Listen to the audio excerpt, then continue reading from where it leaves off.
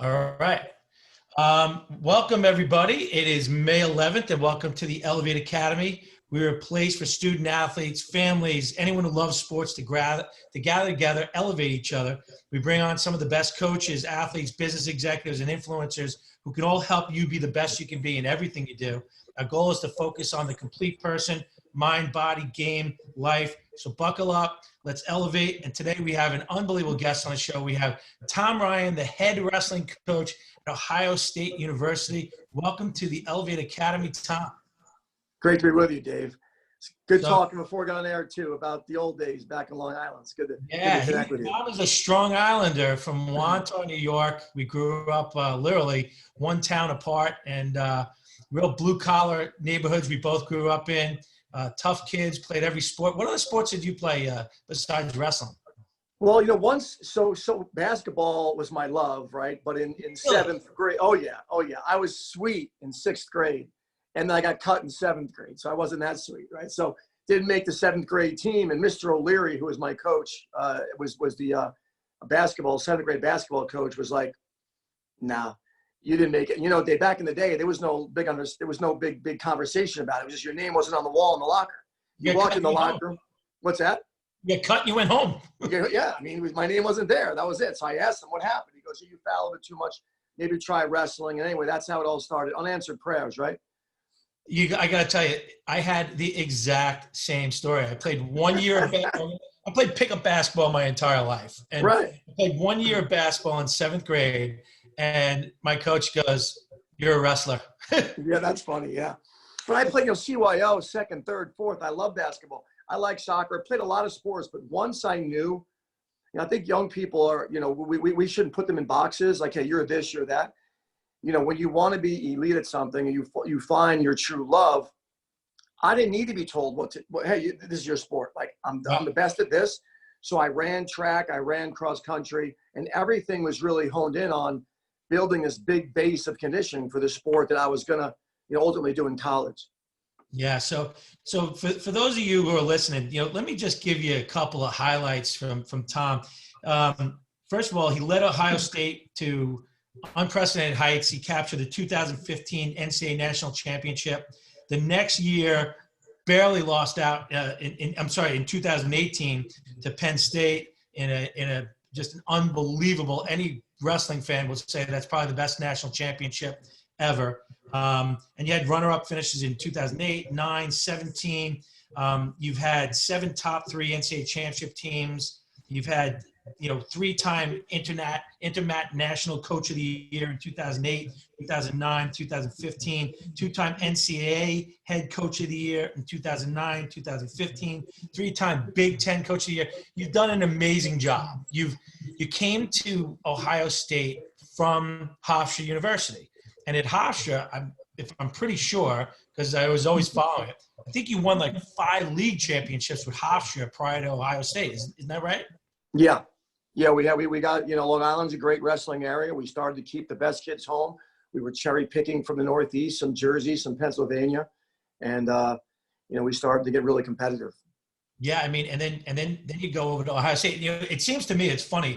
I have a lot of friends who are coaches at Hofstra. And it seems like if you want to win a national championship or you want to be elite, you have had to start at Hofstra because you started at Hofstra, won a national championship. John Danowski starts at Hofstra, wins 3 national championships for Duke men's lacrosse.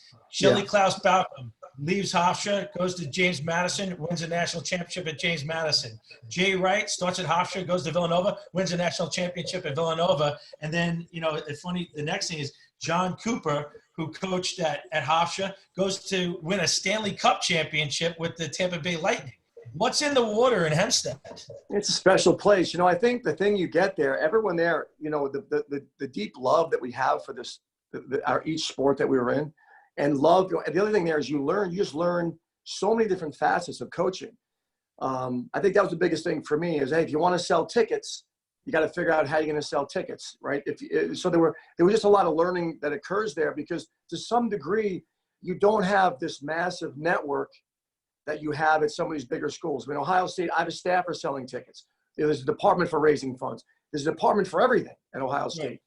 So you just I think the grittiness of finding a way to win, you know, at a place that's an amazing place, but just can't afford to give you the support that you need.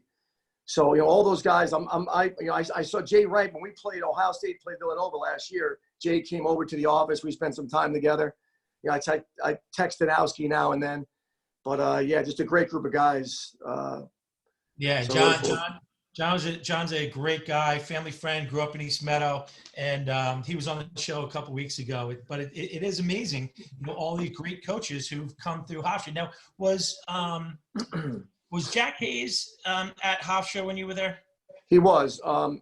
Harry Royal was the athletic director for most of my time there. Jack maybe the last year or two before I went to Ohio State. Yeah. Yeah, but Jack's a Brown. He's a Brown. He's at Brown right now. He's Brown, doing a great job there. You know, one of the things we were talking about beforehand, for those of you who don't know Tom's story, you know, tragedy struck Tom and his family in 2004. It's something no parent should ever have to deal with. Was, you know, the death of your son. I remember reading about it, and he had a heart defect when he was 5.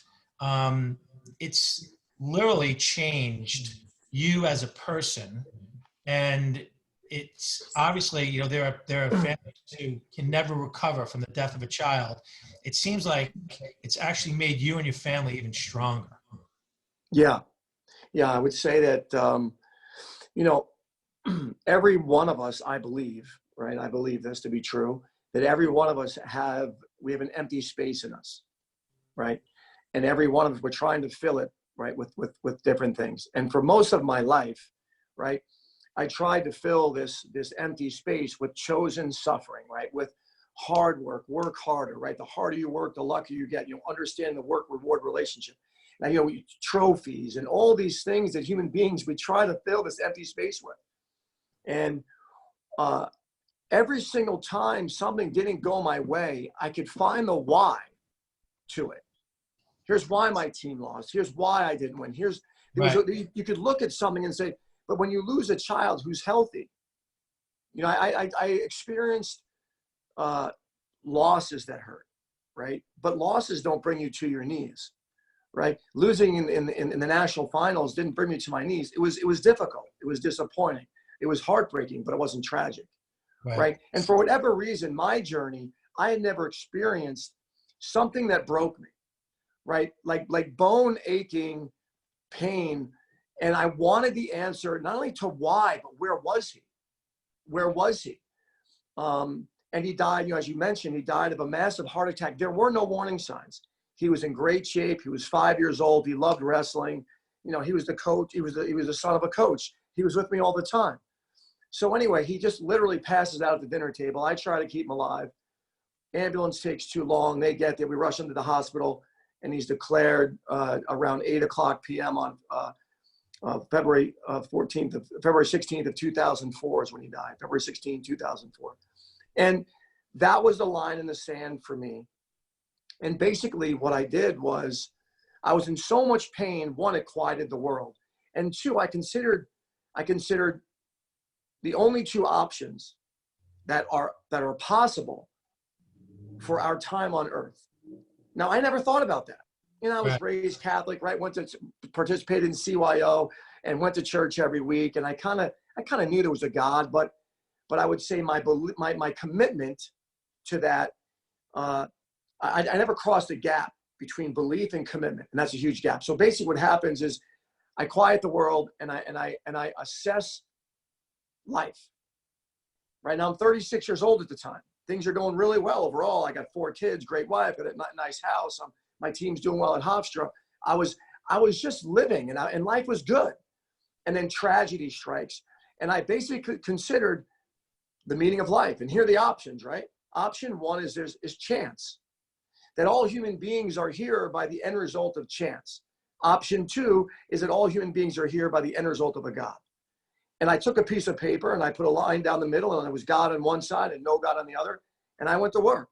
I gained wisdom. I gained knowledge. I studied people that had a belief, people that didn't have a belief. And I compiled all this information. At the end of all the compiling of information, it was overwhelmingly clear to me that God is real. That there's so much information that we can use common sense and say, based on this information, I believe this more than this.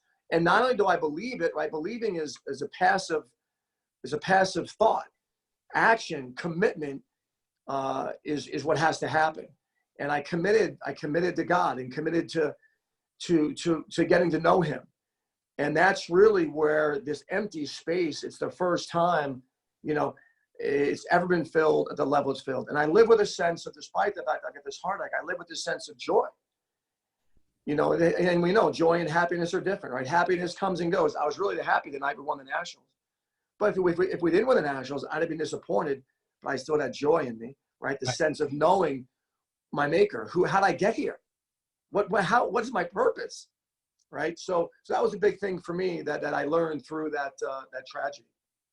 It's unbelievable because, I also, growing up on Long Island, I grew up Catholic. I went to Catholic grammar school early on, then went back to public school. And then I ended up going to Chaminade, Catholic school. And I always felt like I believed in God, but church itself to me was different. And then as I got older and I had 3 daughters, I also looked at the Catholic Church as like how they relate to women as just different. And it's something. So I always say to people, I'm very spiritual. Yeah. I pray every day. I'm not super religious from that standpoint, is that because I don't think I've found the right church for me.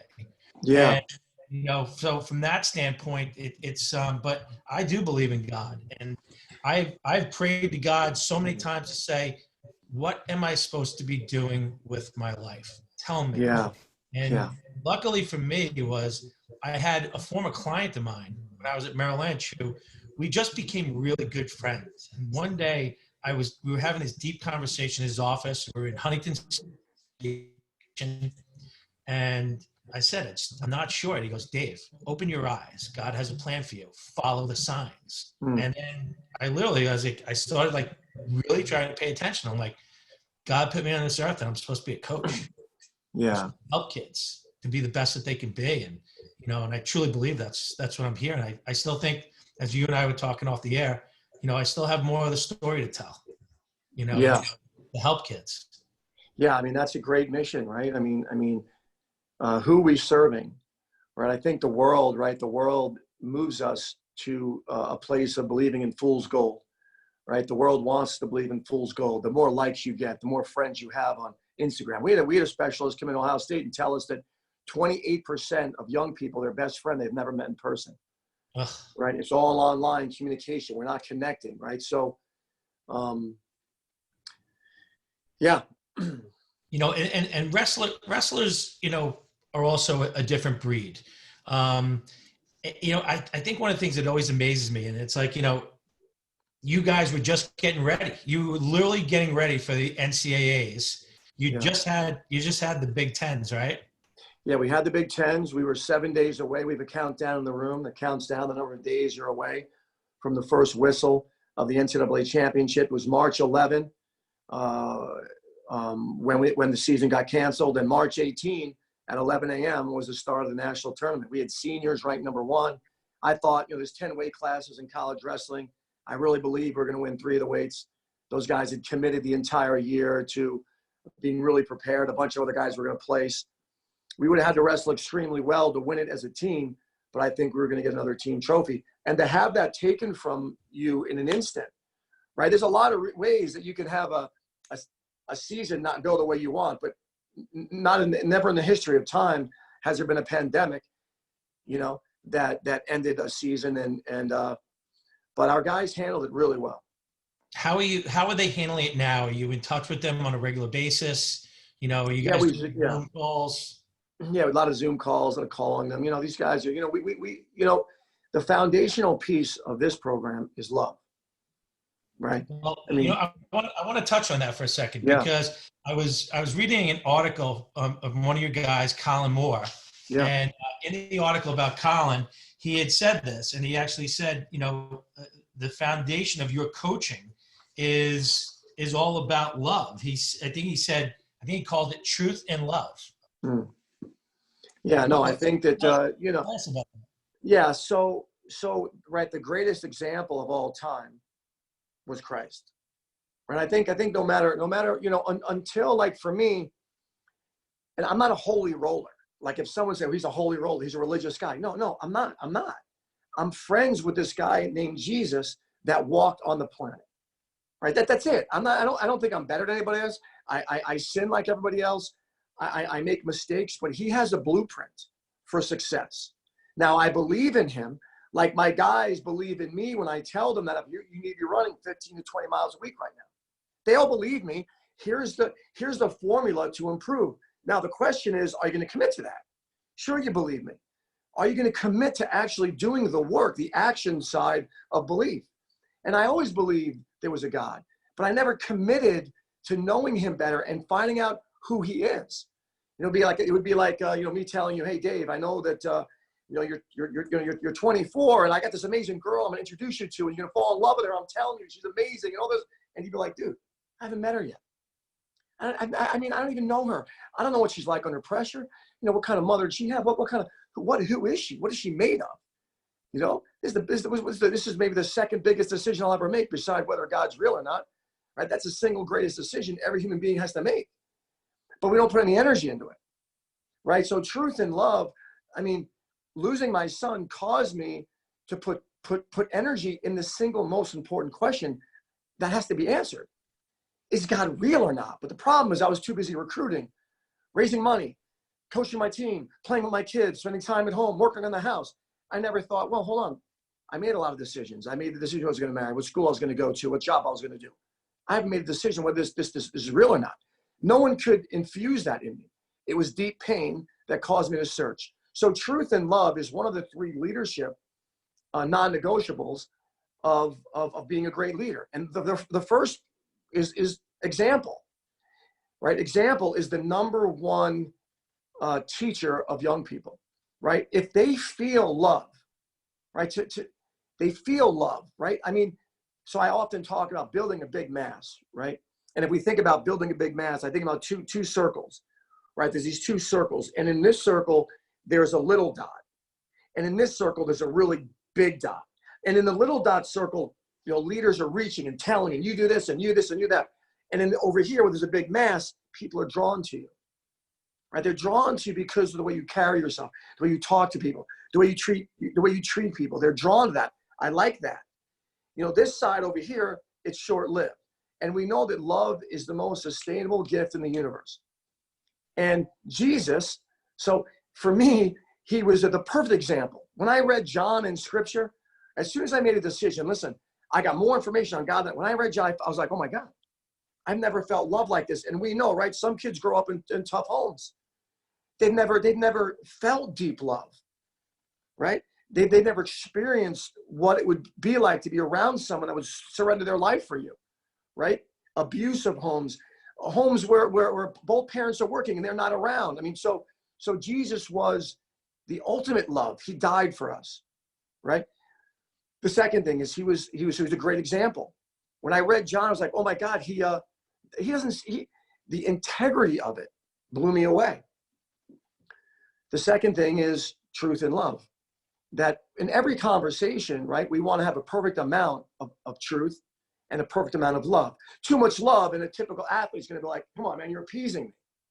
Come on, give it to me straight.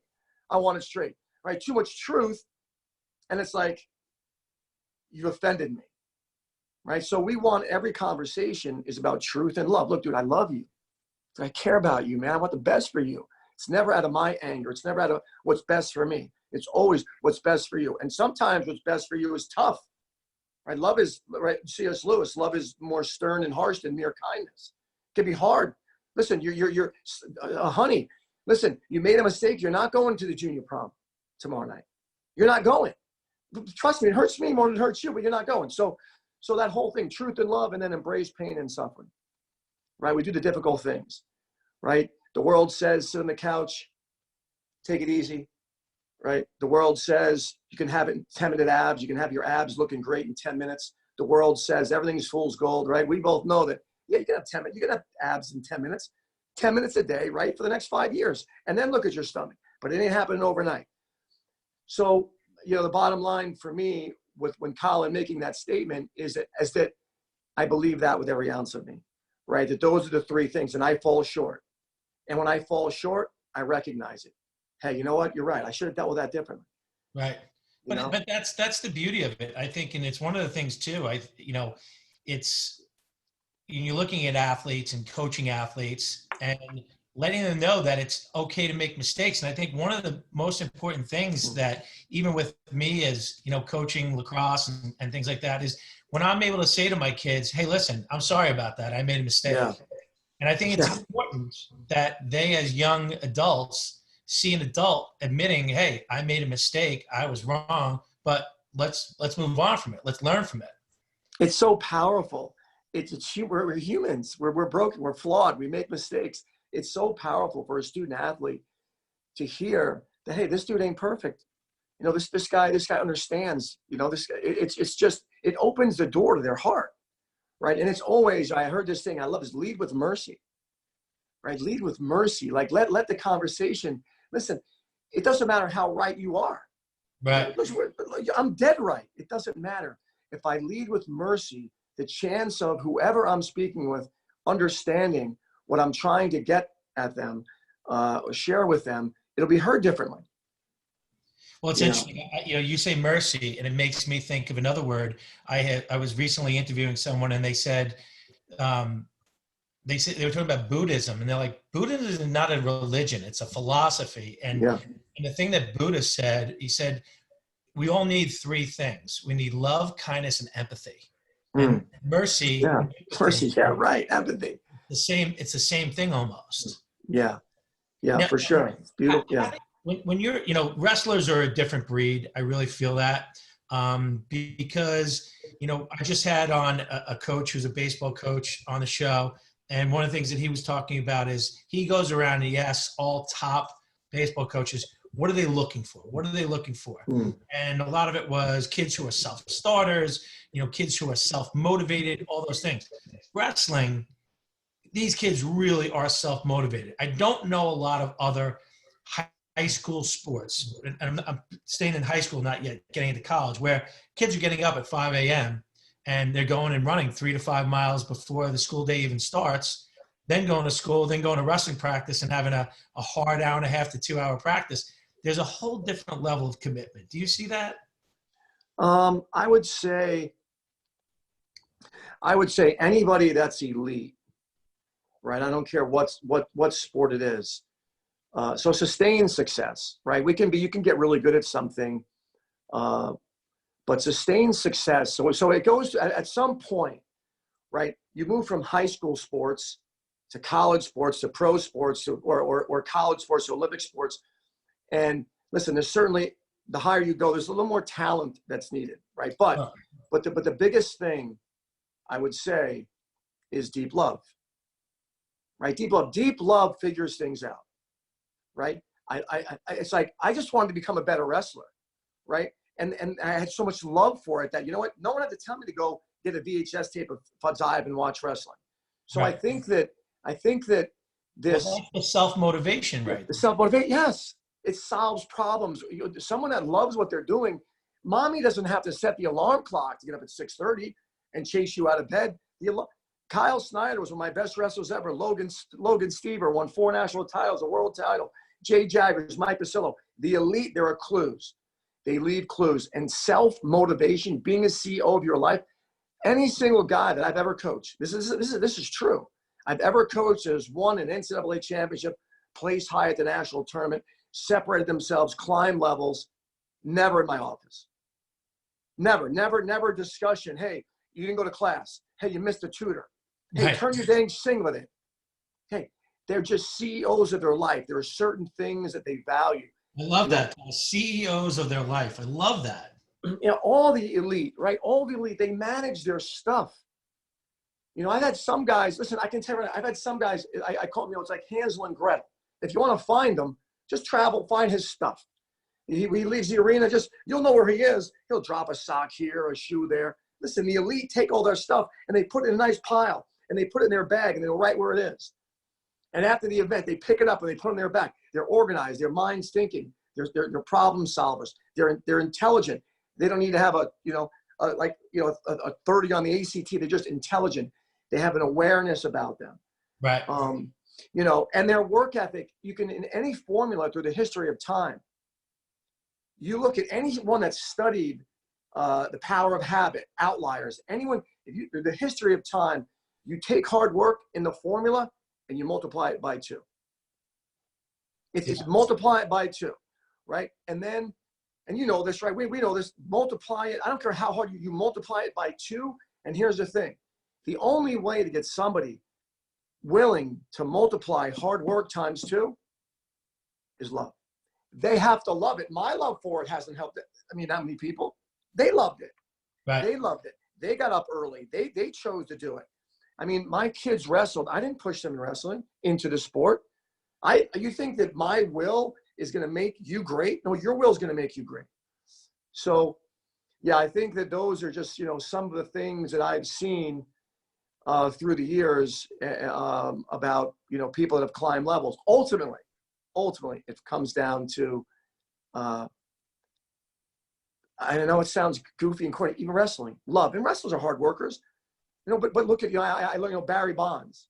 I think of Barry Bonds. In high school, I played baseball until 9th grade. I couldn't hit. So I stopped. I was a third baseman, second baseman. I couldn't hit. Why? I didn't know why. I just couldn't hit, right? So, you know, now that you get older and you start reading, and I just read a lot about success, you know, Barry Bonds' dad threw him golf balls that were odd, that were even and odd numbered, right? He threw him golf balls. He could only hit the odd numbered balls. Of course he's going to be better than, now he had some talent, you know, but his workload, thousands of golf balls thrown at him, and his eyes had to see whether it was a 1, a 2, or 3. He couldn't swing it even numbered, only swing an odd numbered. So it's like, God doesn't say, oh, look, I love Dave so much down there at East Meadow, I'm going to make him better than everybody else. That's ridiculous. No, Dave had you know, this hunger in him, and he had the right people around him, which is huge, right? The right people that mentored you and put you in tough situations and let you fail. And, you know, so, and I'm kind of rambling, but the bottom line is, but this is what it's all about. That's literally like, see, this is what I wanted the Academy, the Elevate Academy, to be about, is to talk about real world things. Because I think so many times it's you kind of hit on the point before. It's like, you want those abs in 10 minutes. It doesn't happen. You can't skip the hard work. You have to put in the effort to get there. And, you know, especially, you know, looking at wrestlers, one thing I wanted to ask you too, just, you know, about wrestling, when you and I were in high school, everyone was sucking so much weight to the point where, you know, it got dangerous, where at Chaminade, we were one of the first schools, they would take us to a Delphi and they would make us do a body fat test. And they would say, okay, this is the maximum weight that you're allowed to lose. But now you're seeing it's almost different, where you're taking guys saying, well, I want to be stronger. And you look at someone like Kyle Dake from Cornell, he won 4 national championships at 4 different weight classes. Are you seeing that now, as, you know? Well, I think the rules, right? The college rules have determined so much. When I was in college wrestling in the early 90s, there was a day before weigh-in. Sure. Right now we know this factually. Dehydration, severe dehydration, is at least a 48-hour, normally a 72-hour problem, right? But young people think, well, I can dehydrate myself, and then a couple hours later I can wrestle. It's not going to happen to the level you were. It's not going to happen. It can't happen. It's against any physiological norm. So in college wrestling, we now weigh in 1 hour before. So what that's done is, that's by the rule, right? Human beings, we adjust to rules. Hey, the rule is 1 hour weigh, and now I've got to be within 3% of my wrestling weight every day in practice, 2 to 3%. So you see less cutting weight, because at this level, that is an X factor. Right, I've seen, you know, great wrestlers lose to really good wrestlers because the great wrestler didn't cut weight right. He didn't have the energy that he needed. And wrestling is a sport about wattage. It's technique first, it's strength, but it's about watts. How many watts can I impose on my opponent? And hopefully it's more watts than he's ever felt in that time frame, and his body shuts down.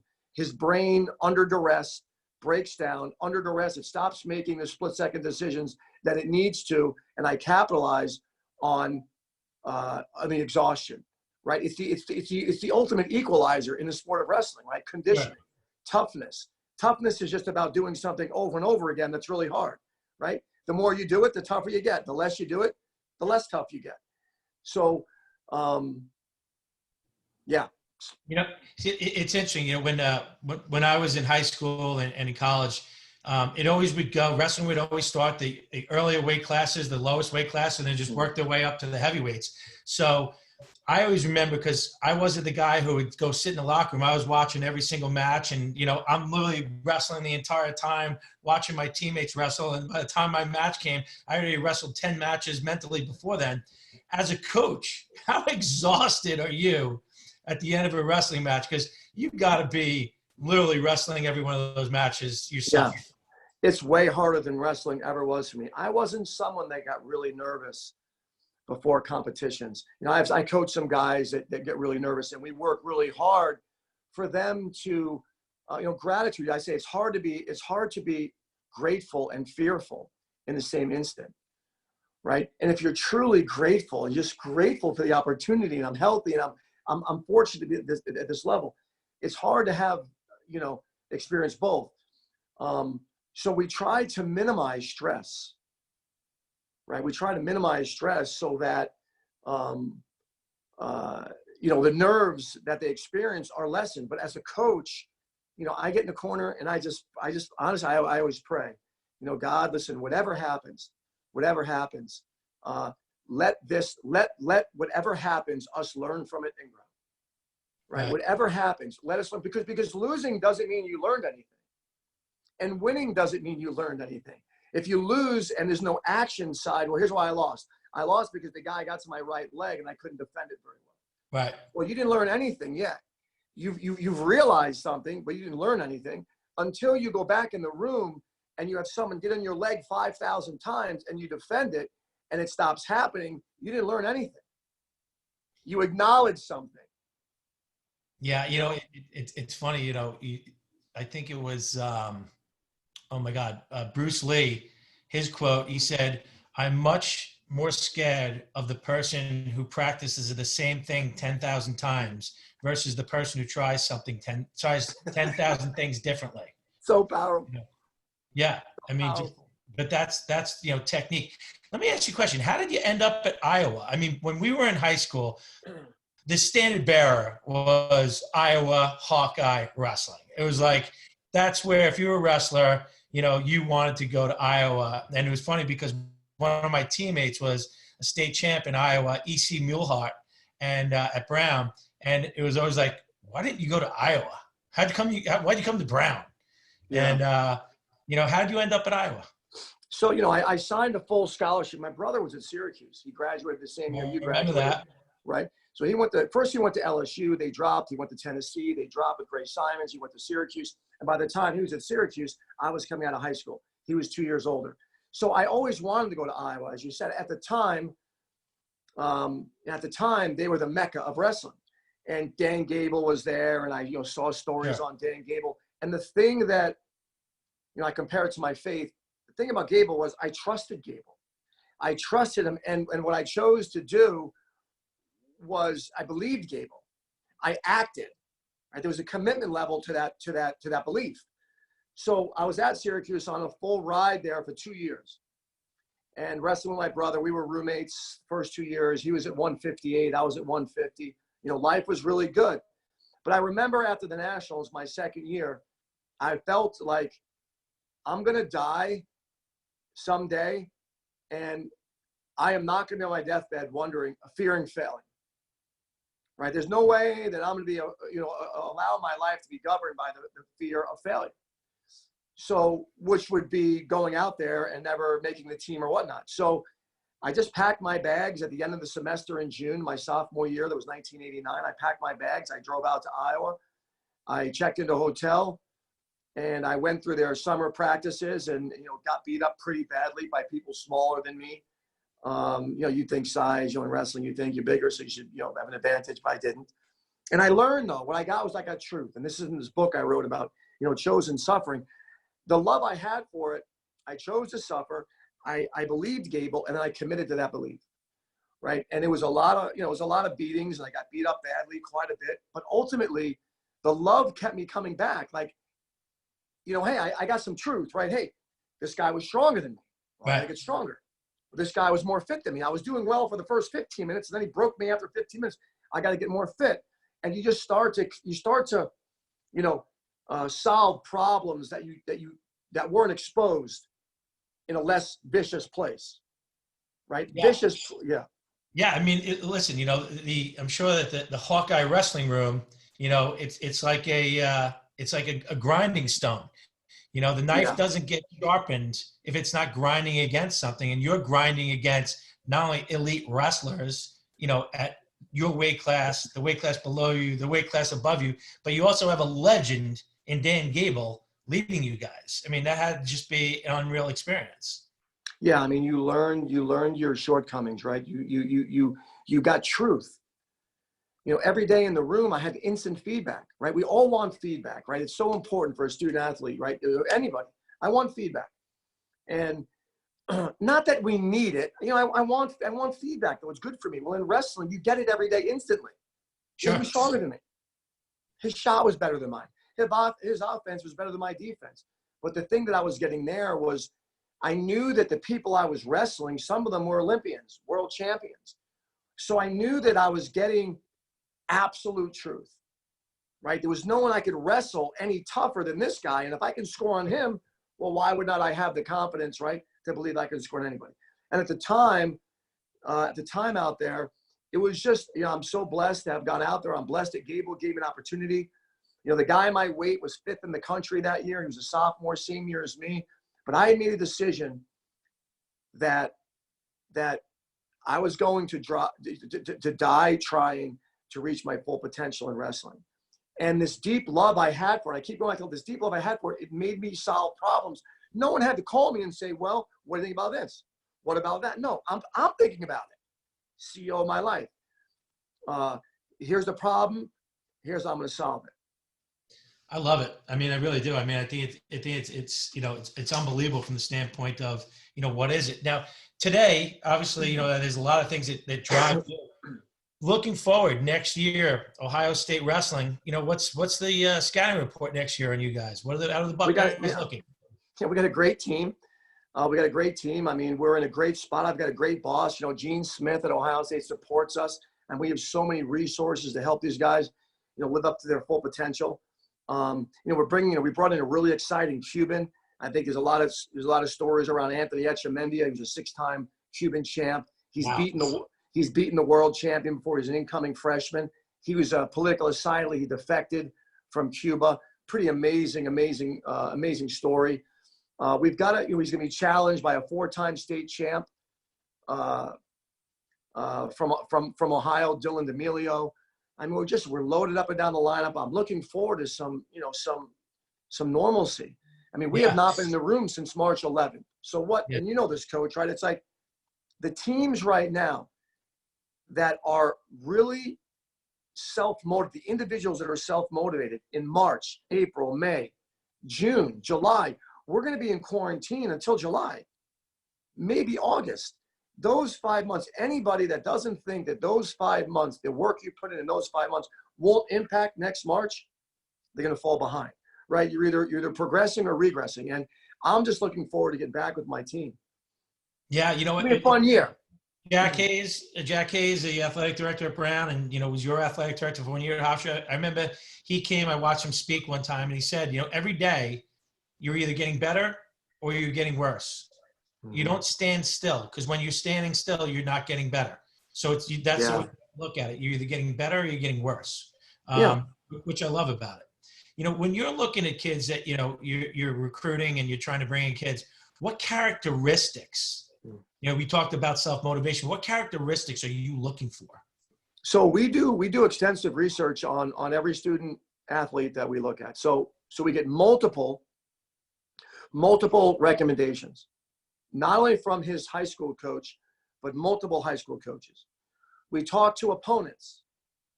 We talk to teammates. What's he like as a teammate? There's nobody wants the guy in the locker room that's a problem. Yeah. He might be a great wrestler, but he causes strife in the locker room. I want the guy that's a servant, right? I want a servant. I want someone that's willing to serve his teammates. Even though he may be a superstar, he understands serving. I like high, very, very high emotional intelligence, high emotional control. That's one of the traits of the elite is an emotional.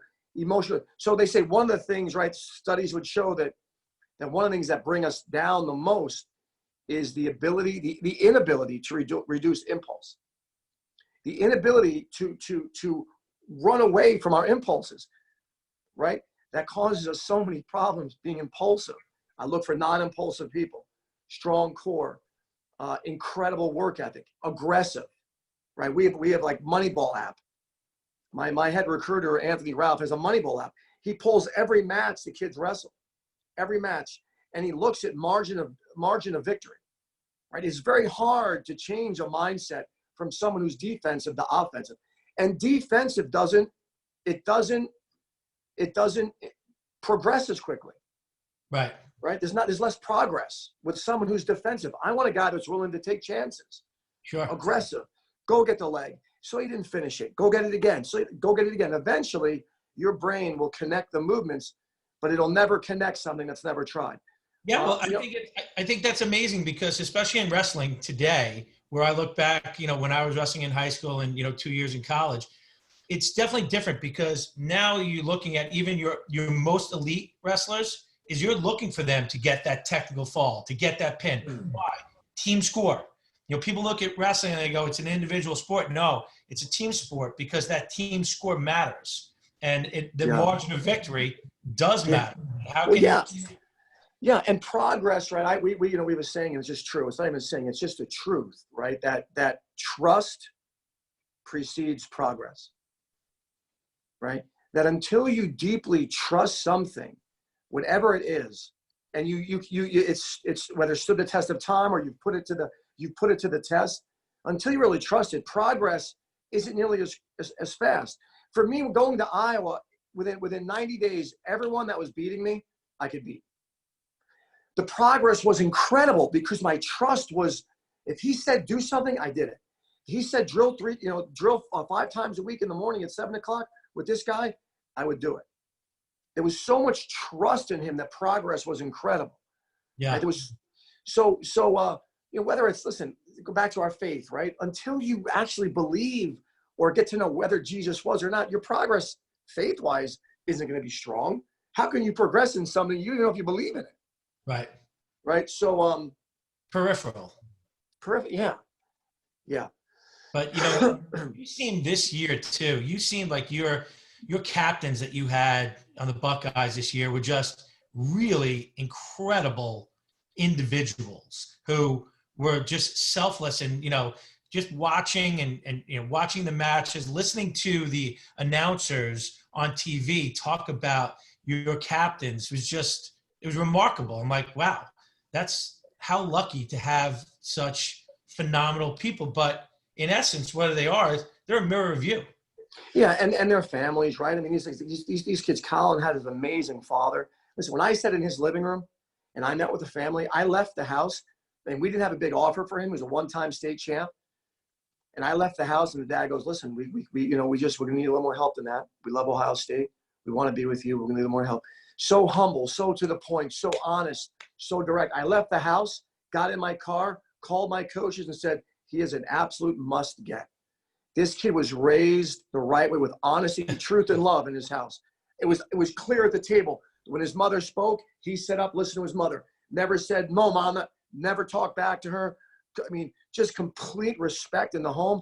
I knew it was going to be special. So those are just some of the traits that we know develop. Right? They develop. Well, it's funny. Yeah.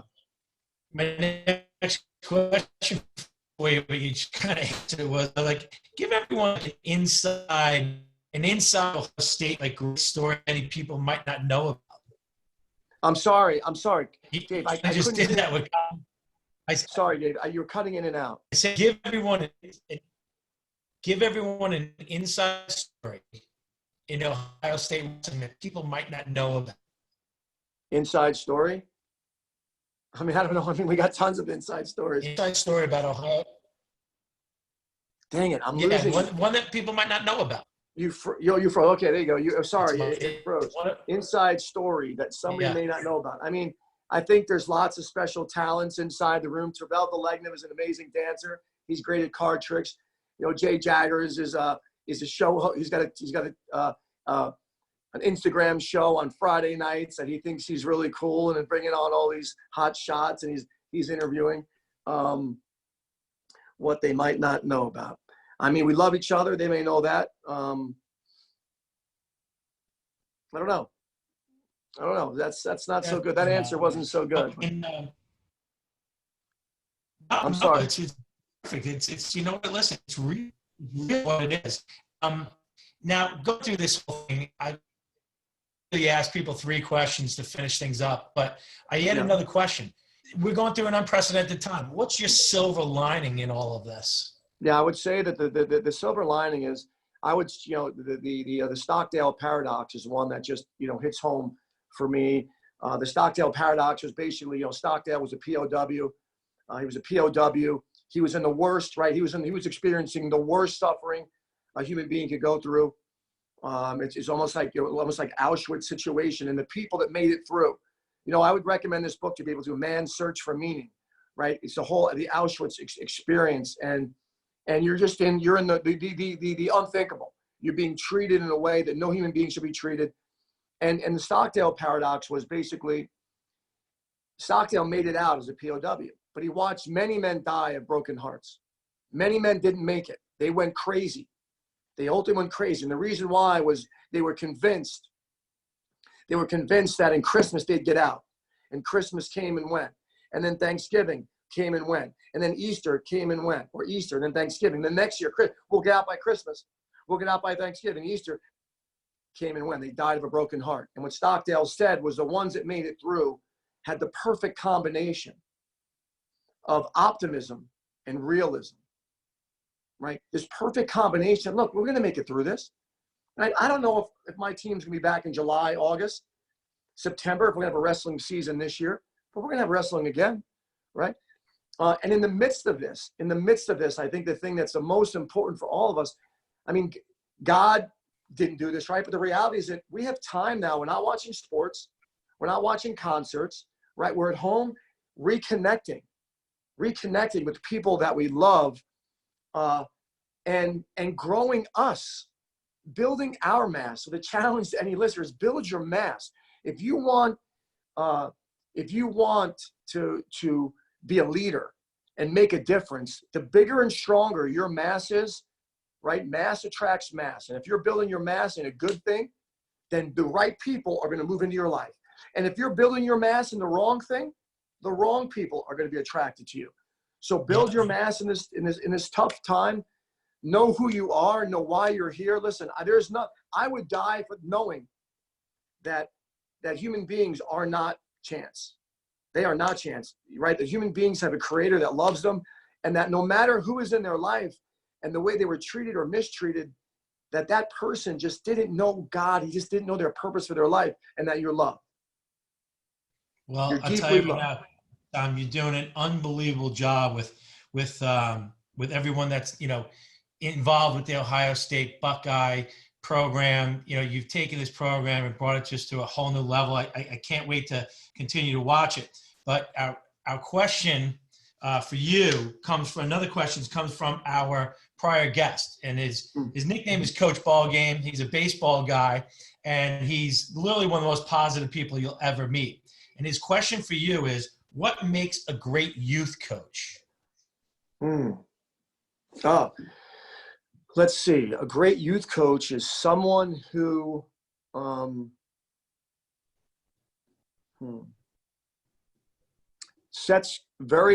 use very, very clear principles that will build growth. So someone that ultimately presents things in a way that winning and losing are not focused on, but actually growing and learning and falling in love with what they're doing. So nobody cares, recognizing young people for winning is okay, But if you're not recognizing people for hustle, being on time, things they can control, their attitude toward their buddies, I think putting something in place that allows young people to see the attributes that will ultimately make them successful in life. Right. I think that's perfect. I mean, you hit on all of it. So as I mentioned, our next guest is Liz Robertshaw, who she's the executive director of the Intercollegiate Women's College Lacrosse Association. So she's in a big role right now. She's dealing with, all these college coaches who they had their seasons canceled as well in the spring. And, the NCAA is coming back and giving these kids an extra year, and they're all dealing with all these things. What's a question that you would have for Liz on our next Elevate Academy show?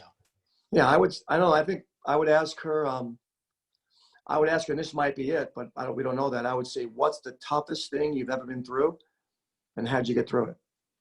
Ooh.